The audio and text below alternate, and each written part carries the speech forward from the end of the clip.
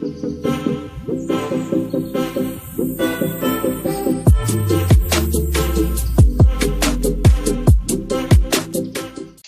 ora everyone, my name's Zach. I love rugby. Welcome back to Hakatime Rugby. Today, guys, we're going to do a deep dive of the All Blacks versus the Pumas game. Obviously, the Pumas coming out on top, 25 points to 18 there. I'm joined by Rich from RugbyAnalyst.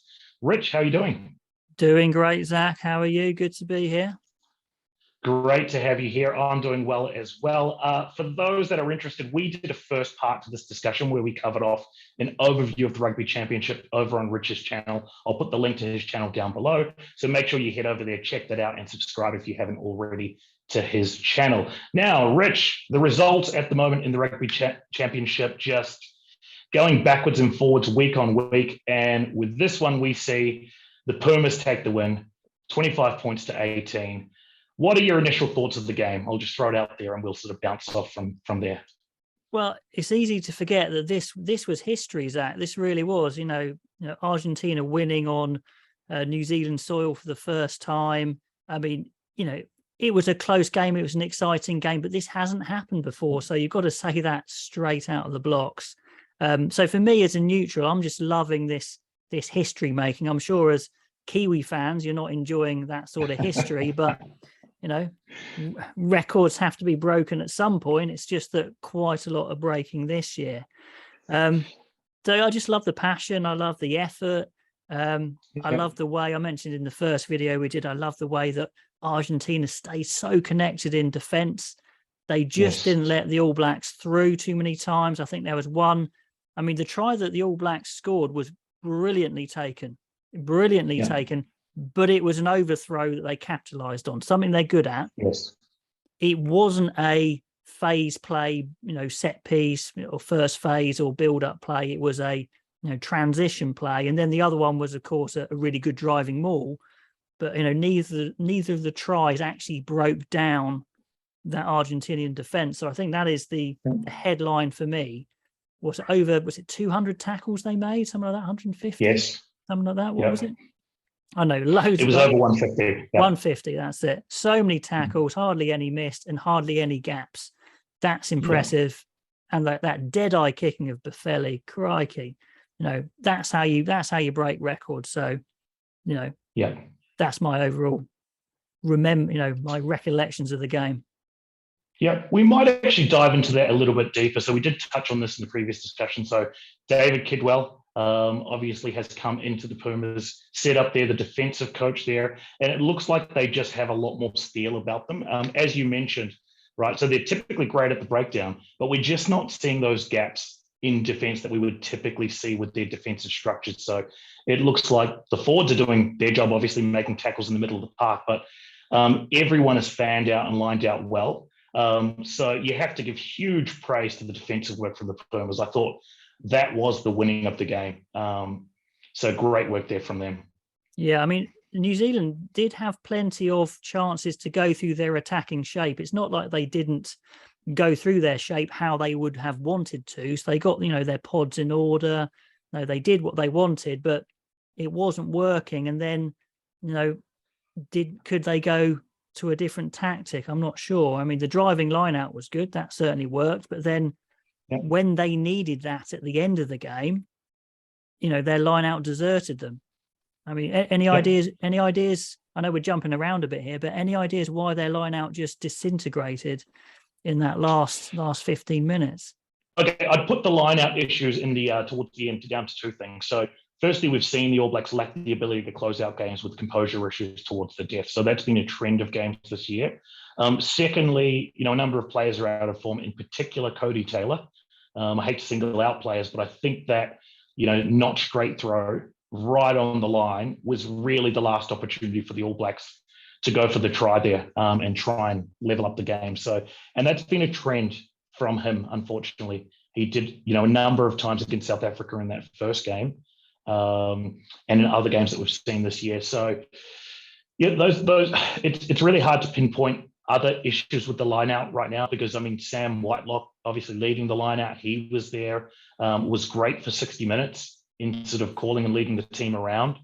But it just seems, whether it's the rotations, whether it's the, some of those names that came in late, into the game. Just seems to be a lack of ability to close out games, I think. Yeah, I mean, that's something where New Zealand in the past, they've won a lot of games at the death, haven't they? Those championship minutes. And that composure does seem to have deserted them somewhat. Yeah, composure and discipline is probably the other one. So we'll just sort of jump into that as a talking point. So Sam Cane gives away a couple of crucial penalties before he's eventually pulled from the game, right? So that's your captain, giving away crucial penalties in key moments leading to points for the opposition, right? So to me, that's unforgivable. And a number of people have fallen on their sword, unfortunately, this year for the All Blacks. And the cries for Sam Cane right now, at least the calls for Sam Cane to be replaced, are louder than ever, I would say. So I'm not so certain he'll survive the next few weeks if results continue this way. Yeah, I mean, I guess if they stay with Foster, then the obvious other scapegoat, if you like, or change is Cane, isn't it? As captain and 7. Yep, that's right. So really uncharacteristic from him, but discipline issues are plaguing this All Blacks team right now. I can't recall the penalty count, but I think they'd given away 12 to 15 penalties or something ridiculous like that. And that's just not going to win you games, even if you have dominance like we saw in the set piece. So we might just transition to that, right? So early in the game, the selections of that young front row of Ethan de Groot, Tyrell Lomax, Samisoni Tokeaho, dominant in the scrum, leading to a number of scrum penalties. And I've never seen an All Blacks team be so dominant at scrum time against the Pumas team, which traditionally have fantastic set piece. What did you make of that? Yeah, I think the Pumas, they left a few of their front rowers at home, though, didn't they, as well? I think there is a little bit of that. But you've got to say the All Blacks, the new guys in their front row, have hit the ground running, and they're only young and they're only new, so they're going to get better as well. So that's just fantastic. I think they need to find a fourth hooker, if you like, with Coles and Taylor out of form. From your knowledge, who would that be potentially to back up Takiaho if it's not Coles and Taylor? Difficult one. I mean, there's a big gap to sort of that next tier of player. Kurt Eklund started for the Māori, so his name probably comes into the picture. But I feel like in a World Cup cycle, it's far too late to be making a change. Unfortunately, you're going to have to try and get some of these older names back into form. However you do that, I just don't see it viable introducing a new name into the rotation at this point. What's would probably be a little bit too reactive. Is Amoa injured? Amoa is playing right now in NPC level. Great with ball in hand, does lack a little bit at the set piece. So I think that's part of the reason we haven't seen him for some time. So I think we have to put our hopes on Cody Taylor. Unfortunately, he is certainly the next best of that stock. Experienced, just needs to find his form, unfortunately. So how we do that is a big talking point. But there was another big talking point. Samisoni Tokeaho, I thought, was the best on field for the first 45 minutes. Amazing with ball in hand, obviously involved in the set piece dominance there, just really establishing himself as one of the best in the game right now. Up against a quality hooker as well. I mean, Montoya had a fantastic game himself, particularly at the breakdown. But they pulled him at 45 minutes, and they pulled Tokeaho at 45 minutes, I should say. So the decision to do that is sort of baffling to a lot of Kiwi fans. What do you think of that? Did it change the momentum of the game? Did it sort of, what was your view of that substitution in particular? Yeah, no, I said it in my match report. It just seemed a really bad decision. But I mean, they were going on about soft tissue injuries and people tightening up. But if this was, a World Cup game or something like that, I mean, this is a Rugby Championship game, so it should be big. But he could have stayed on, absolutely, and you would have kept him on. So I guess they're just trying to get Cody Taylor back into form, but backfired. Yeah. I mean, my read on that substitution actually was that they were introduced players a sort of a home crowd flavor. So it looked to me like they were sort of appeasing the home crowd by introducing Taylor, Fletcher, Newell, George Bauer, the Crusaders front row. I actually thought that was a premeditated selection or substitution.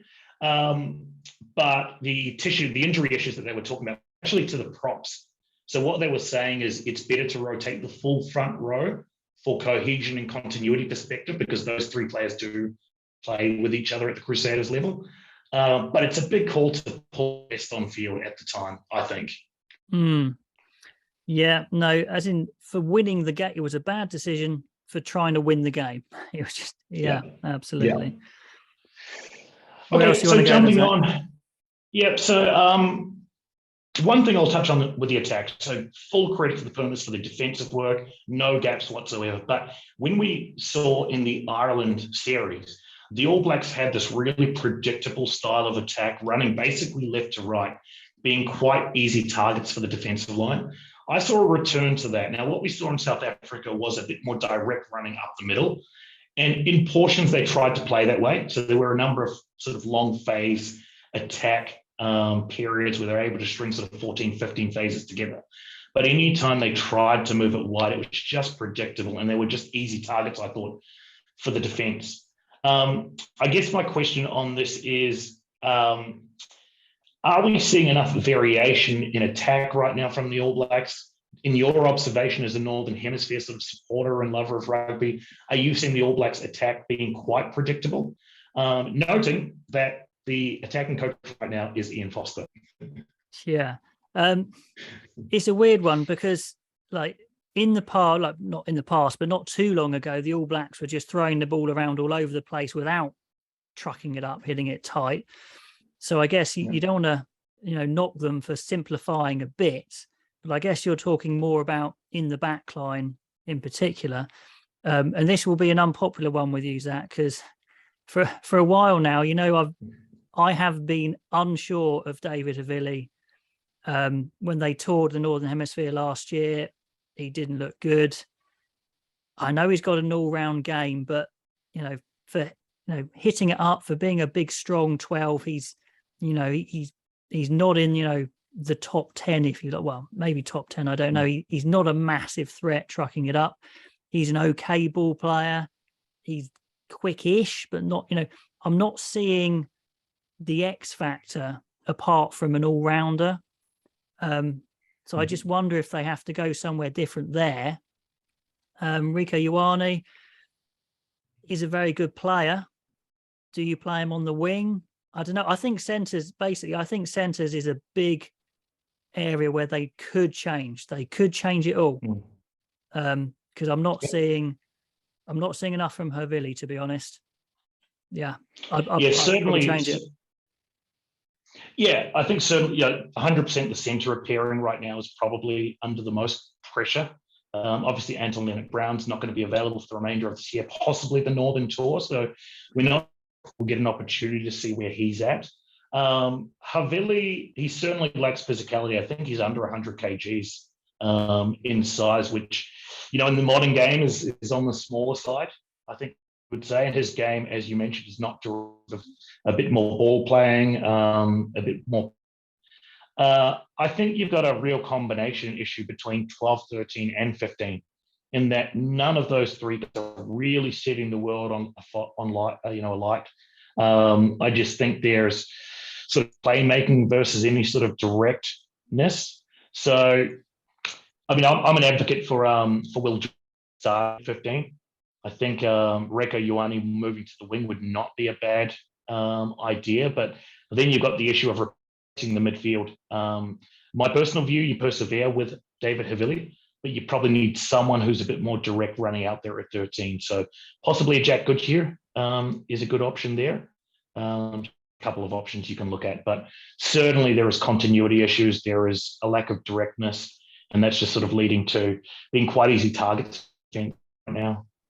Yeah, again, before this Rugby Championship, I was so excited to see Will Jordan play. He looks like one of the best players in the world, domestically, but we haven't seen it in this Rugby Championship so far. So could, putting him to 15 unlock his true potential? Because I really think he is a world-class player in the waiting. Yeah, no, I agree. Two final questions, and sort of relates to conversation points that we've had previously, Rich. So Firstly, from an All Blacks perspective, where do you think they are at? So they've been historically seen as the benchmark, tier one, top of tier one, or there or thereabouts, right? Everyone is measuring themselves against the All Blacks, but we've seen them down a little bit. So what do you make of their current position in World Rugby? Do you think they've come back to that tier one pack with work to do? And the second question, which we'll jump on, is where do you see Argentina right now? As in, have they ascended into that sort of middle or even bracket at rugby level, and do they have enough to go on and win the Rugby Championship? Let's start with the All Blacks first. Oh, they're just in the right pick, aren't they? They're just it obviously all started when they appointed Foster. Was he the right man for the job? Probably not, to be honest, but they wanted to do the continuity like they did before. And then he picked Kane as captain, which meant you had to play him at 7, and there's your second, error in hindsight, really. And they in midfield, they don't really quite have the players they used to, so that's another little error. Then they stuck with the front rows for a bit too long, so it all kind of adds up, and they're just struggling to kind of get over it. And until they do I think they just have to go for a massive hard reset. I really do. I think it's a big hard reset and say, Foster, thank you so much, but look, it's just not working. And sometimes, you just lose confidence of the public as well, and a change is just what you have to do. And potentially they come in with a new coach, a new captain. Ardy moves to 7. You play a different 8, say Blackadder or Substitution. You change up the centres, completely new attitude, and everything clicks again. So I just see them at that stuck phase where they could keep bashing away and doing okay, and then doing badly, and doing okay and doing badly, and maybe it's time just to say, okay, didn't work, let's start again. Yeah, I agree with all of that, and I'll just add that teams have lost the All Blacks have lost their mystique a little bit, which is probably one of the big issues, is that teams are so much more confident like they used to be. So that is just another compounding effect of everything you spoke about. Massively. And teams used to be really scared, didn't they? So teams generally, like Northern Hemisphere teams, when they played the All Blacks, they were genuinely worried, and it affected their game for sure. Yeah. And now to the Pumas, I think rightfully the last call in this conversation. So where do you see relative to this Rugby Championship? They're leading the Rugby Championship. They've played a brand of football that I think of rugby that we all really impressed with. Defensively amazing, but have they taken that leap now, Rich, to be sort of on par with the rest of the teams in the Rugby Championship, no longer that easy beat team? What do you think? The next 3 games will tell. I think, honestly, I think it's because historically they have lost a lot of games. Like England have done really well against them, other sides have done really well against them. So they've got, a fair bit to do to change their reputation. But if they come through this Rugby Championship with, say, 2 more wins, take the Rugby Championship, or at least very close to, I think then you could say, yes, they are now a significantly better team than they used to be. But I think it really is in the balance now. Yeah, no, I agree with that. And I think if you do sort of map a positive trajectory, let's say they do go on to win those games, then you would say at this point that winning that game in New Zealand for the first time, as you mentioned, historic, it's really a great stepping stone towards a World Cup campaign and towards sort of reversing some of those historic tags, I guess they're labeled with, as sort of easy beats in the Rugby Championship. So I'd probably agree with you. It's hard to sort of say definitively they're right there with the other teams, but they're certainly on the right track. Yeah, absolutely.